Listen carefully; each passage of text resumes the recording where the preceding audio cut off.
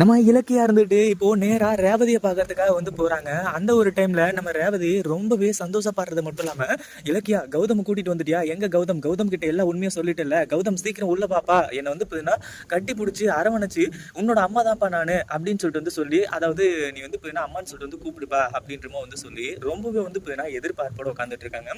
ஏன்னா அந்த நாட்கள் பாத்தீங்கன்னா இவங்க எண்ணி எண்ணி எண்ணி கடைசி நாளே பாத்தீங்கன்னா வந்துருச்சு. அப்படி இருக்கும்போது இலக்கியா அங்க என்ட்ரி கொடுக்குறாங்க அப்படின்னு உடனே நம்ம ரேவதிக்கு எந்த அளவுக்கு சந்தோஷமும் உற்சாகமும் இருந்திருக்கும் அப்படின்றது நமக்கு எல்லாருக்குமே நல்லாவே தெரியும். ஆனா இந்த முறையும் நம்ம ரேவதி போயினா, அதாவது நம்ம இலக்கியா இருந்துட்டு ரேவதியை ஏமாத்த தான் போறாங்க அப்படின்ற ஒரு விஷயத்த இந்த இடத்துல ரேவதியால் போயினா ஏத்துக்கவே முடியல.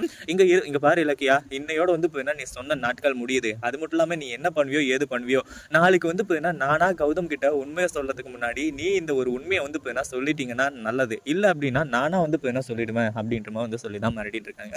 அதுக்கு முன்னாடி என்ன விழாம் நடக்குது அப்படின்னு சொல்லிட்டு பாக்கிறதுக்கு முன்னாடி இப்பதான் நம்ம சேனலுக்கு ஃபர்ஸ்ட் டைம் வரீங்க அப்படின்னா கீழே இருக்க சப்ஸ்கிரைப் பட்டனை பிரஸ் பண்ணிக்கோங்க.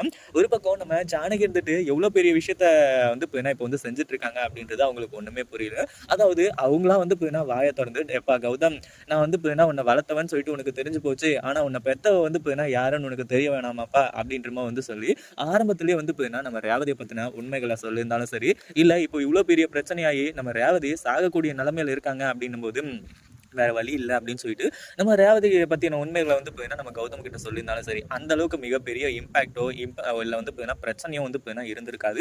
ஆனா இப்போ வேற யார் மூலியமாச்சும் போயின்னா கௌதம்க்கு இதுதான் உண்மை, நம்ம போயின்னா ரேவதியோட மகன் தான், நம்மளோட உண்மையான நம்ம ரேவதி தான் அப்படின்னு சொல்லிட்டு தெரிய வந்தா எந்த அளவுக்கு மிகப்பெரிய இம்பாக்ட் போயின்னா இந்த இடத்துல நடக்கும் அப்படின்றத நீங்களே தெரிஞ்சுக்கோங்க. அதாவது அந்த அளவுக்கு போயின்னா பிரச்சனை நடக்கும். ஏன் என்கிட்ட சொல்லல அப்படின்ற மாதிரி கோவப்படுவாரு. அதுக்கு முன்னாடி போயின்னா இப்போ பைரவி வசமா போயின்னா நம்ம கௌதம் கிட்ட மாட்டிட்டு தவிச்சிட்டு இருக்காங்க. ஏற்கனவே நம்ம இலக்கியா இருந்துட்டு இந்த அஞ்சலியோட விஷயத்திலேயே நல்லா போயின்னா அடிச்சு வான் பண்ணி போயின்னா விட்டாங்க.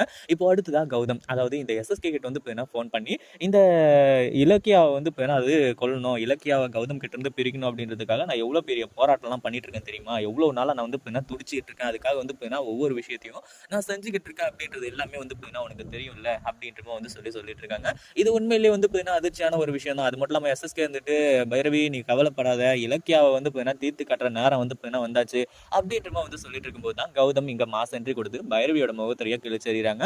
பைரவிக்கு சரியான அதிர்ச்சி. அது மட்டும் இல்லாம இலக்கியாவுக்கு மட்டும் எதனா ஒன்று ஆச்சுன்னு வைங்களேன், கண்டிப்பா உங்களையும் சரி, அதே மாதிரி அந்த எஸ்எஸ்கேவும் சரி, நான் கண்டிப்பா சும்மா விட மாட்டேன் அப்படின்ற மாதிரி சொல்றாங்க.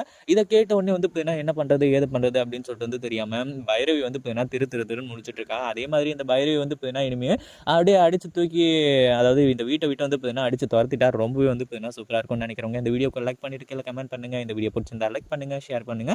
இப்பதான் நம்ம சேனலுக்கு ஃபர்ஸ்ட் டைம் வரீங்க அப்படின்னா கீழே இருக்க சப்ஸ்கிரைப் பட்டனை பிரஸ் பண்ணிக்கோங்க.